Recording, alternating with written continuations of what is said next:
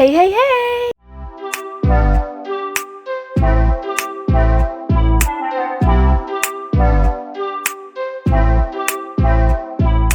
J'espère que vous allez bien, moi ça va super méga giga bien. On se retrouve aujourd'hui pour une nouvelle vidéo que je tourne de plus en plus alors qu'à une époque vous n'en aviez absolument jamais. Un point lecture, le dernier point lecture du mois de juillet parce que je vous en ai fait un premier, là ce sera le deuxième.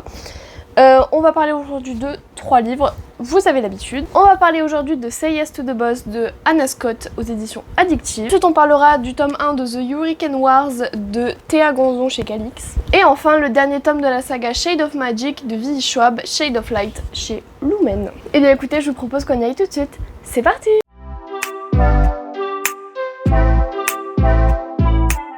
On commence avec Say Yes to the Boss, une petite romance contemporaine dans laquelle on va suivre Mona. Mona, elle est assistante de secrétaire dans une entreprise de finance à Paris. Elle exècre son boss qui s'appelle Hugo, le cliché de l'italien un petit peu ténébreux, tout ça.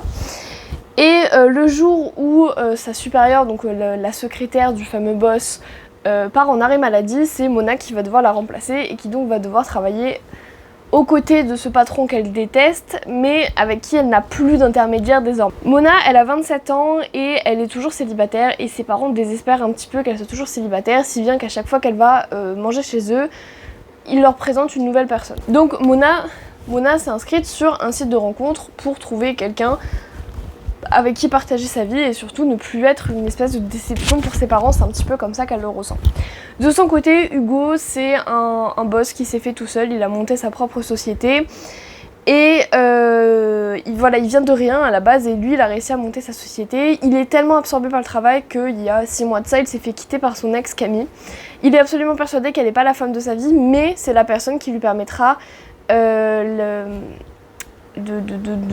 son élévation sociale en fait. Donc il a qu'un seul but en tête, la récupérer, et pour ça il va s'inscrire sur le même site de rencontre que Mona afin de se trouver une fausse fiancée. Et ce qui devait arriver arriva, ils se rencontrent via ce site de rencontre sans savoir que l'autre est l'autre. C'est-à-dire qu'ils se parlent via des pseudos, ils n'ont pas de photos tous les deux, et donc ils se parlent sans savoir qu'ils se parlent, jusqu'au jour où ils vont se rencontrer en vrai, et que Hugo va lui proposer clairement d'être sa fausse fiancée en échange d'un repas chez les parents de Mona. Et c'est comme ça qu'on va tomber dans cette situation de fake dating. Du coup, ce livre, au début, j'étais vraiment pas convaincue, je l'ai lu en une seule soirée, hein, il est vraiment super court. J'étais pas hyper convaincue, je me disais ouais, c'est un peu... Voilà, c'est pas hyper palpitant. C'est pas hyper palpitant, c'est vrai. Le côté fake dating avec le boss, moi j'ai beaucoup aimé, c'est 2 tropes que j'aime beaucoup, donc ensemble, c'était vraiment bien. J'aurais aimé que ce livre dure plus longtemps, par contre, parce que j'ai adoré en fait les relations parallèles qui se développaient. C'est-à-dire qu'en fait, il y a eu 2 relations entre eux, clairement. Il y a eu la relation IRL d'employé à patron, où il y a un espèce de jeu de séduction, des joutes verbales. Les joutes verbales, c'était absolument trop drôle, mais il y a une espèce de jeu de séduction, il y a une tension et tout ça. Et il y a le côté virtuel, où ils ne savent pas à qui ils parlent, mais ils apprécient la personne avec qui ils parlent et ils se révèlent à travers l'écran et c'est vraiment super intéressant. Mais du coup, j'aurais aimé que ce livre dure encore plus longtemps. C'était tellement bien. Et puis surtout, le côté de... Enfin, le fake dating, en fait, arrive très tard dans le roman. J'aurais aimé qu'il soit plutôt au centre et qu'après, on voit les conséquences. Franchement, je pense qu'il est... Le fake dating, il apparaît là, quoi. Voilà, c'est quand même dommage. Il y a quand même pas mal de proximité forcée aussi à l'intérieur parce que, eh bien, ils ont des voyages d'affaires à faire, ils ont des repas avec différents clients parce que c'est une société de trading. Donc ils ont des repas avec des clients, donc ils sont obligés de passer du temps ensemble alors qu'ils se détestent. Enfin bref, j'ai vraiment beaucoup aimé, mais j'aurais aimé que ça dure beaucoup plus longtemps. Les personnages auraient pu être beaucoup mieux développé si le livre avait duré plus longtemps. Après c'est un choix de l'auteur bien évidemment, mais je reste quand même sur ma faim parce que clairement je pense que la relation aurait pu être beaucoup développée. J'ai l'impression que c'était un petit peu bâclé en fait et c'est ça que je trouve dommage et ça me laisse un petit peu un goût amer sur la langue de ah, ça aurait pu être mieux, ça aurait clairement pu être mieux. Donc voilà, c'est pas la romance du siècle, clairement voilà, je suis contente de l'avoir lu, c'était une bonne romance, mais c'est vrai que voilà, j'ai cette sensation d'inachevé sur la langue et ça me fait un petit peu chier parce que clairement je pense qu'on aurait pu aller très loin avec ces personnages et cette intrigue et cette histoire. Donc voilà, je le trouve juste un petit peu court. Après, au-delà de ça, voilà, développement des personnages et de la double relation avec cette espèce de quiproquo de qui est derrière l'écran. Et les jeux de verbal dans l'espèce d'Enemies to Lovers, c'était vraiment super bien. Puis j'ai bien aimé la fin, elle était mimi. Donc voilà, c'est une petite lecture doudou d'ailleurs, je tiens à préciser, comme la dernière romance que je vous ai présentée. Les deux rentrent vraiment dans la romance sans prise de tête, c'est tout doux, c'est tout mignon, donc voilà. Ensuite, on passe à The Hurricane Wars de Théa Ganzon chez Calix. Est-ce qu'on peut parler de la beauté? Je vous en parle tout le temps, mais il est absolument trop beau. Vous avez une carte en couleur, voilà, de chaque côté. Vous avez des petites illustrations dans le livre, enfin bref, c'est magnifique. Alors, dans ce livre, on va suivre Thalassine. J'ai énormément de mal avec son prénom.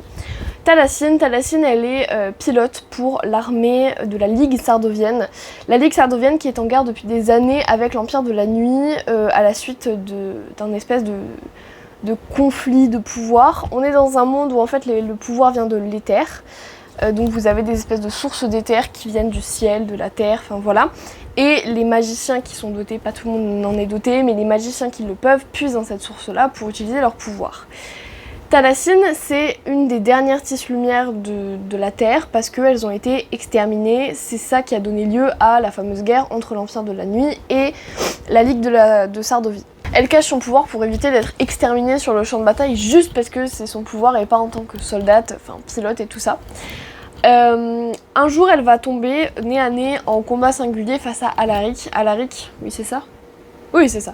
Alaric, c'est le fils de l'empereur de la nuit. Lui, c'est un légionnaire de l'ombre, donc il contrôle l'ombre alors que Thalassine contrôle la lumière.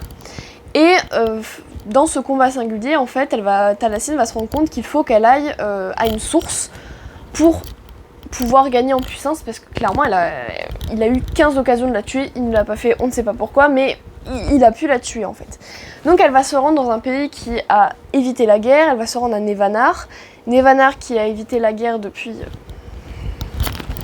voilà, qui refuse et qui exècre le fait de faire la guerre et de rentrer dans la guerre du Typhon parce qu'ils sont hors du continent, c'est une archipel qui est hors du champ de bataille. Et lorsqu'elle arrive à cette source, elle va tomber sur des ennuis et elle va faire une découverte incroyable sur son passé. Il faut savoir qu'elle était orpheline et qu'elle a été recueillie par l'armée à ses 15 ans lorsque la ville où était son orphelinat a été prise par l'Empire de la Nuit. Et donc elle va faire des découvertes absolument incroyables sur son passé, ce qui va la conduire en fait à devoir... comment on dit ? À devoir côtoyer, voilà, à devoir côtoyer Alaric parce que elle va devoir l'épouser. Je ne vous dis pas pourquoi, je ne vous dis pas qu'est-ce qui se passe. Ils doivent se marier pour sauver le monde entier. Voilà, c'est tout ce que j'ai à vous dire. Déjà, je vous en ai dit beaucoup. Donc voilà, elle va se retrouver dans cet univers qu'elle ne connaissait pas du tout. Elle va se retrouver avec des gens qu'elle ne connaît pas du tout et qui sont vraisemblablement ses origines. Et elle va surtout se retrouver avec son ennemi juré qui a essayé de la tuer à plusieurs reprises et qui ne rêve que d'une chose, c'est la tuer parce qu'une tisse lumière, il n'en existait plus. Donc il n'existait plus personne pour contrer l'ombre. Sauf que là, eh bien la lumière face à l'ombre. Bref. Donc voilà. Donc du coup, nous on va se retrouver là-dedans. Alors j'ai tellement adoré ce livre. Alors, le début est compliqué parce qu'on ne nous explique pas tout de suite le vocabulaire, l'univers. Mais au contraire, j'ai trouvé ça très naturel. Qu'on n'arrive pas en disant alors ça c'est ça, ça c'est ça, ça c'est ça. J'ai trouvé ça d'autant plus naturel qu'en fait on le comprenait au fil de la lecture. Moi ça m'a pas du tout dérangé dans ma lecture. C'est sûr, il fallait être concentré pour essayer de comprendre un petit peu ce qui se passait. Ok. Mais ça m'a pas gêné, c'est ça que je veux dire. J'ai d'ailleurs trouvé que ça participait vraiment bien à nous installer dans l'univers. L'univers qui est hyper complet. Parce que clairement, au-delà d'avoir créé un pays, elle en a créé plein. Vraiment, y a plein de pays différents, dont certains qu'on en parle rarement, mais vous voyez. C'est en fait la Ligue sardovienne, c'est plein de pays qui se sont associés entre eux. Voilà. Donc plein de pays avec une légende par pays. Enfin, en fait on nous parle tout le long du livre d'un phénomène qui a différentes légendes selon le pays où on était. Et la mythologie est hyper bien développée, pareil selon les pays. On a aussi la technologie qui est très différente selon les pays. Et il y a des espèces de jeux de je t'ai piqué ton truc et moi je t'ai pris ton truc. J'ai juste adoré l'univers. Pareil, les pouvoirs qui se basent sur l'éther. J'adore, c'était trop bien.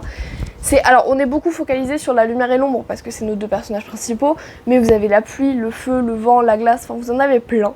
J'ai trouvé ça juste trop bien aussi.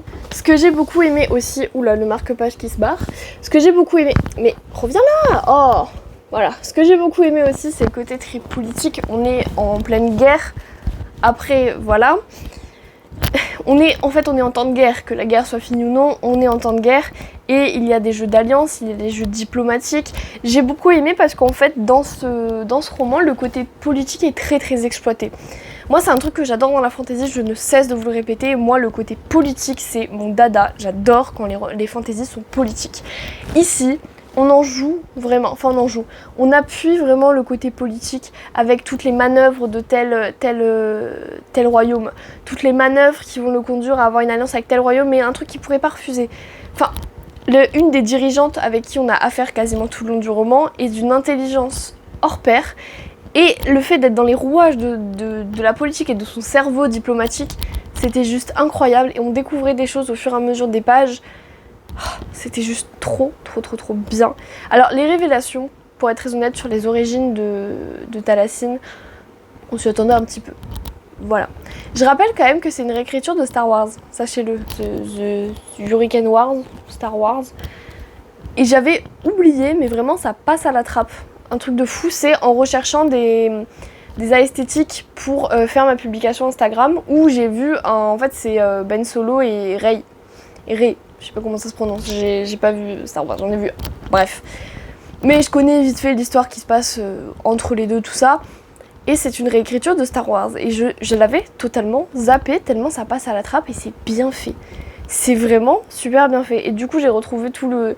Elle est pilote, ils ont des vaisseaux, les 3/4 des batailles se font dans les airs et non pas sur la mer. Enfin voilà, ils sont tout le temps dans les airs comme des vaisseaux, enfin bref. J'ai beaucoup aimé ça aussi, une fois que j'ai terminé ma lecture, j'ai retrouvé tous les éléments qui faisaient qu'on nous rappelait Star Wars de temps en temps. Mais on le sent pas trop. Pareil, j'ai beaucoup aimé le développement des deux personnages. C'est très prometteur pour le tome 2 parce que on arrive déjà, bon la fin, en termes pour le personnage d'Alaric, la fin est juste incroyable. Mais on sent qu'il y a quelque chose qui va se passer dans le tome 2, on va découvrir des choses, les deux personnages vont découvrir des choses qui vont clairement ébranler leur certitude, je le sens déjà. Et surtout le développement des personnages est juste incroyable avec le côté influent, l'influence que les autres personnages ont sur eux, leur relation aussi qui est vraiment juste trop mignonne, mais vraiment trop mignonne, je l'ai beaucoup aimée.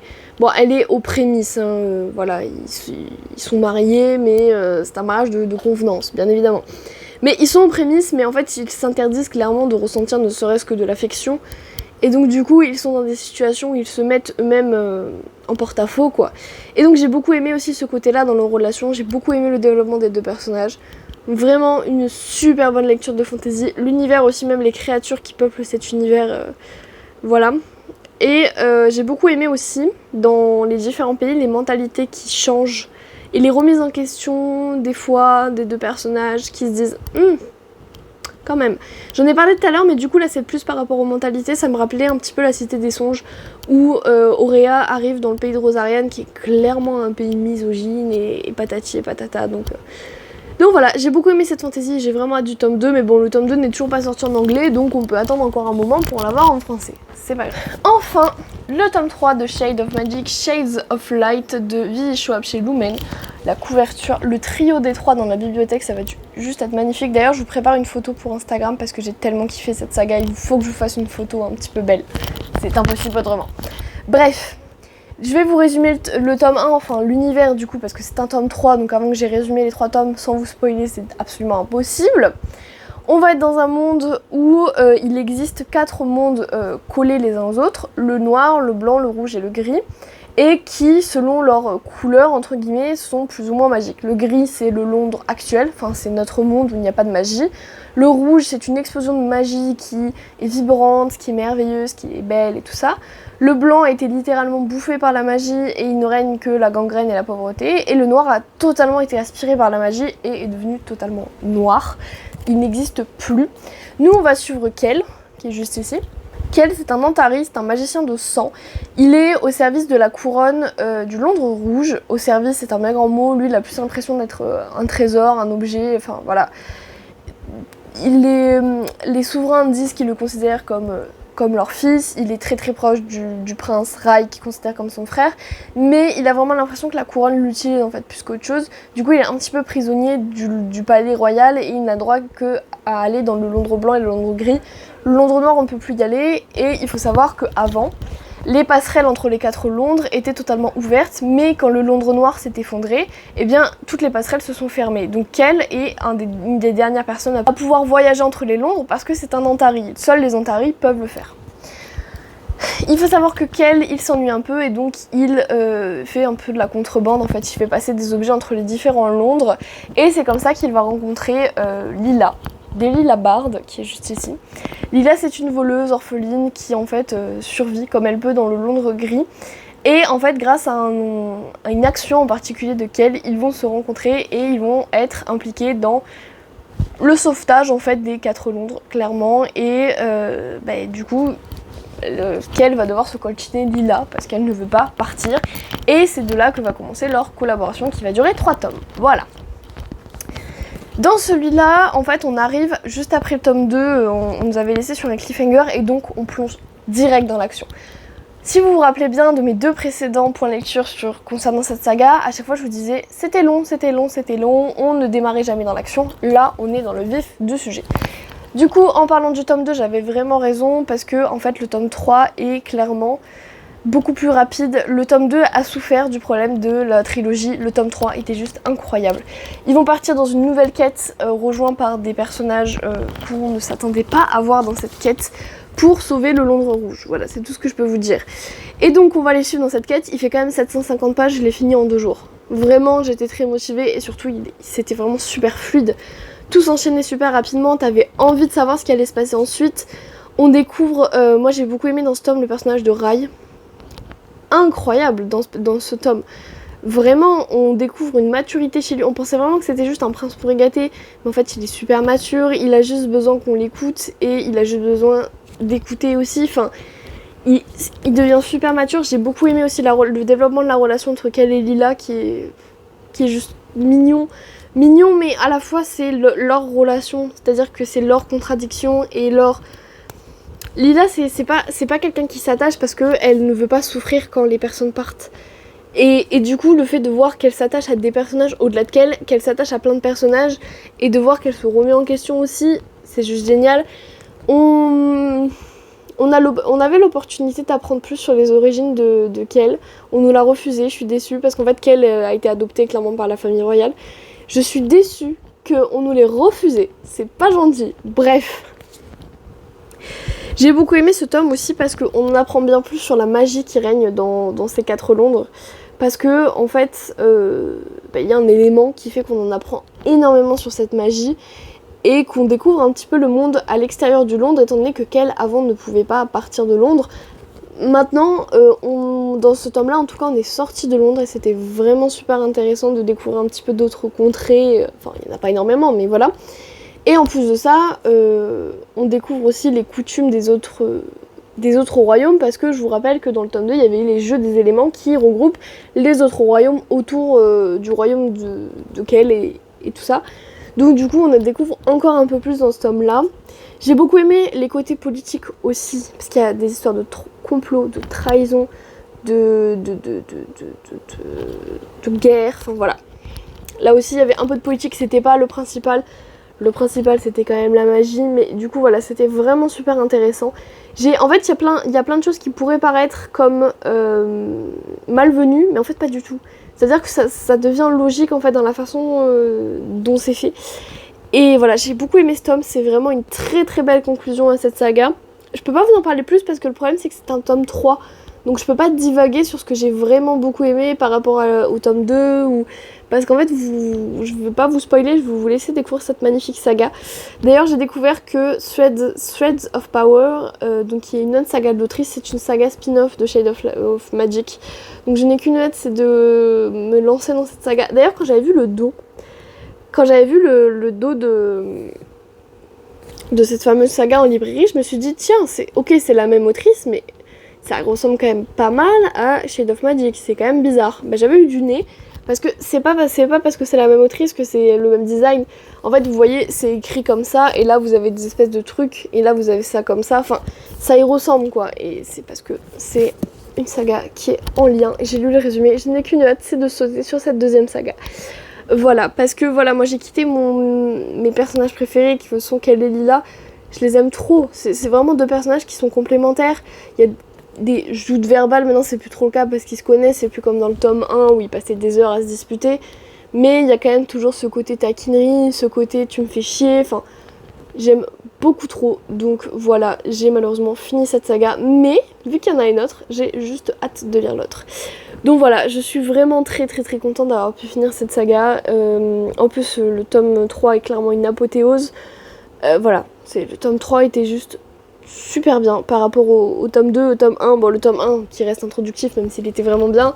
Le tome 2 qui pour moi est un petit peu un flop. Et celui-là, par contre, était juste génial. En 150 pages, on ne s'ennuie quasiment jamais. C'était juste incroyable. Bref, lisez cette saga par pitié. Eh bien écoutez, cette vidéo est terminée. Je sais pas si vous avez remarqué, mais je tourne de plus en plus de points lecture. Je suis vraiment contente. C'est parce que j'arrive à lire, surtout. C'est surtout ça. Donc voilà. c'est tout ce que j'ai à dire pour l'instant. J'espère que cette vidéo vous aura plu. Moi, j'adore les tourner. Bref, on s'en fout. Moi, je vous dis à très bientôt. Je vous souhaite de passer de très bonnes vacances, de très beaux moments. Ayez de très bonnes lectures et je vous fais plein de bisous. Ciao!